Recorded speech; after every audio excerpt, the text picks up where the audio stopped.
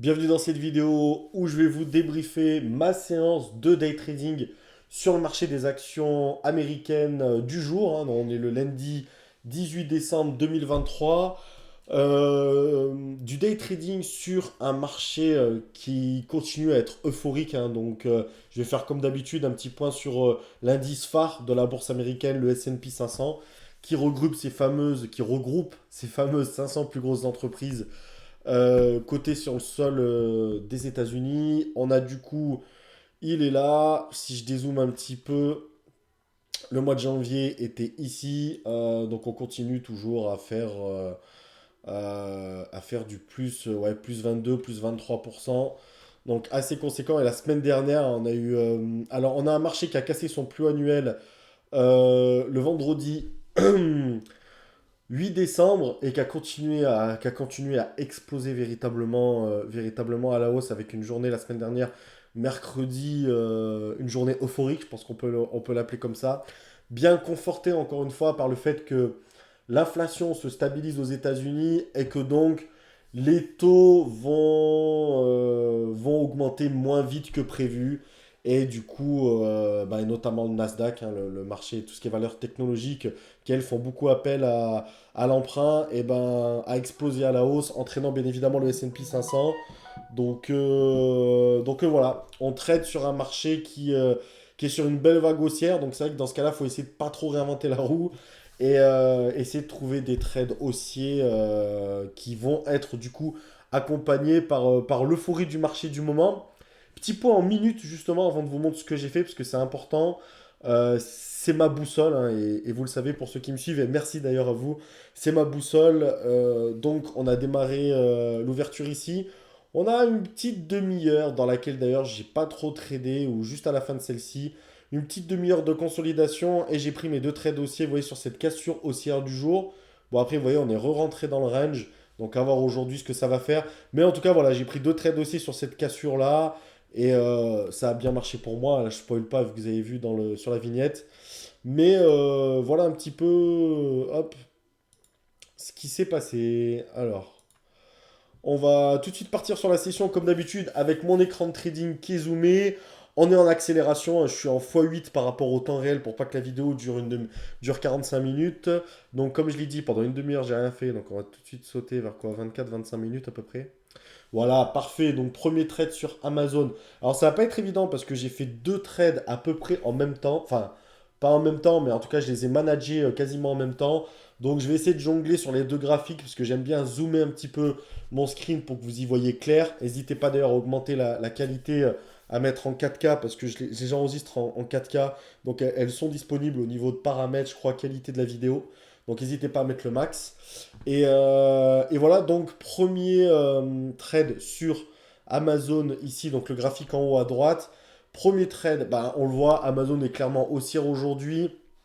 Je vous la montre pas en daily, mais elle a cassé son plus haut, pareil, des dernières semaines, des derniers mois, qui était autour des 150 dollars. Donc elle est tout de suite partie à la hausse, donc pas de point d'entrée pour moi là-dessus. Donc j'attends un petit peu qu'elle redescende. J'aurais peut-être pu la prendre ici, mais je pensais qu'elle allait redescendre un poil plus bas. Je pense que vers les 151,50 $, j'y serais allé, mais elle m'a pas laissé l'opportunité, ou peut-être j'ai été un poil gourmand là-dessus. Donc voilà, je l'ai prise du coup ici à 400 titres, pardon, 400 titres autour des 152,26 $. Donc achat d'Amazon sur les 152,26 $, 400 titres. Mon risque et en dessous des 151,75 $ parce qu'on voit ici qu'elle a fait une petite correction, elle a bien rebondi. Donc 200 $ de risque grosso modo pour aller chercher, bah, vous connaissez au moins la même chose sur un risque-reward de 1 pour 1, qui est un risque-reward agressif. Je travaille beaucoup avec ce style de risque-reward. Des fois, je peux aller chercher des 1 pour 2, 1 pour 3 suivant les configurations, mais c'est vrai qu'en début de séance, je suis beaucoup sur du 1 pour 1. Avantage, c'est qu'on peut rapidement construire une certaine confiance dans son trading parce qu'on peut prendre pas mal de setups. Encore faut-il prendre les bons setups. Inconvénient par contre, ça nécessite d'avoir du coup plus de 50%, d'avoir raison dans plus de 50% des cas. Donc dans plus de 50% du temps. Donc du coup voilà. Donc on va laisser défiler. Je crois que j'ai tout dit sur le trade d'Amazon. Et en même temps, vous le voyez en bas, vous ne le voyez pas en entier, mais je vous mettrai après le graphique un peu mieux, ouais, pour que vous le voyez en entier. Donc sur Nvidia, ici, sur le graphique en bas à gauche, du coup, bah, un peu le même type de configuration. On a une action qui a consolidé un petit peu dans les grandes largeurs, hein, parce que Nvidia est une action assez volatile. En plus, on est sur des montants, on est autour des 500 dollars. Donc je me dis que pareil, elle montre tout avec le marché, hein. C'est important que je sois accompagné du marché, mais elle a une configuration qui montre qu'elle veut aller casser les 496 dollars qui sont plus hauts du jour. Et donc je me positionne 50 titres cette fois-ci, vous ne le voyez pas, mais je vous le montrerai juste après. Je me positionne, pardon, 50 titres sur Nvidia. J'ai un stop loss au-dessus des 493 dollars, 492 dollars 50. Donc j'ai un stop loss d'à peu près 150 dollars pour aller chercher 150 dollars de gain. Donc pour aller chercher au-dessus des 498 dollars. Donc là, l'enjeu que je vous ai posé, j'ai les deux trades en même temps. J'aime pas trop gérer deux trades en même temps, mais bon, il y a eu deux belles opportunités, donc c'est pas mal parce que les trades nécessitent beaucoup de concentration. Faut être sur le marché, voir si le marché d'un coup a pas un gros changement de direction et être concentré sur les actions pour voir si, pareil, il y a une configuration qui était bonne au départ et qui a après par la suite pu un peu la merde. Et donc du coup, il faut peut-être réajuster, soit diminuer la taille de sa position, soit remonter son stop en conséquence. Donc voilà, ça demande là d'avoir deux fois plus de concentration. Et donc je veux bien atteindre mes targets, hein. On a quand même Amazon, vous voyez, qui consolide un petit peu, qui pour l'instant est freiné par ses 152,50 $. Moi j'attends vraiment la cassure, donc là super sur Amazon, elle y va. Pendant que Nvidia consolide un petit peu, redescend un petit peu. Et là mon objectif c'est voilà, je me dis peut-être qu'elle peut aller au 153, mais si elle redescend un peu, je veux prendre mes 200 dollars. C'était une belle cassure. Et donc je les ai pris assez rapidement. Donc premier bon trade sur, enfin je dis assez rapidement, mais en réalité, vous voyez le nombre de minutes qu'il y a eu. Faut être patient, faut tenir et son stop et sa target price, sauf si on voit véritablement un changement d'un coup drastique sur le marché.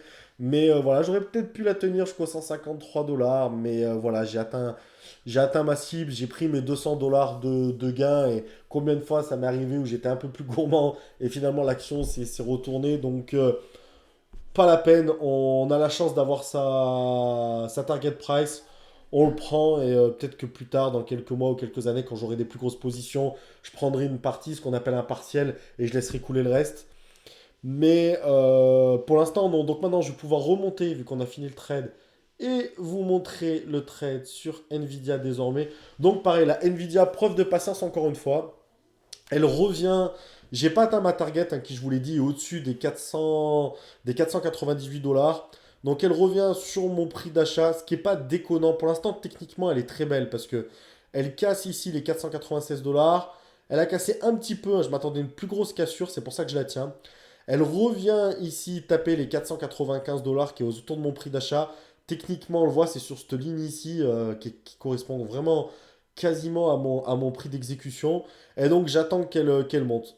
Si elle remonte vers les 497 et qu'elle redescend en dessous de mon prix d'achat, là, je sors. Donc, je relève mon stop dans ma tête. En plus, j'ai fait 200 dollars avant sur Amazon. Je ne veux pas perdre bêtement de l'argent. J'aurais presque pu consolider au-dessus des 496,50 dollars.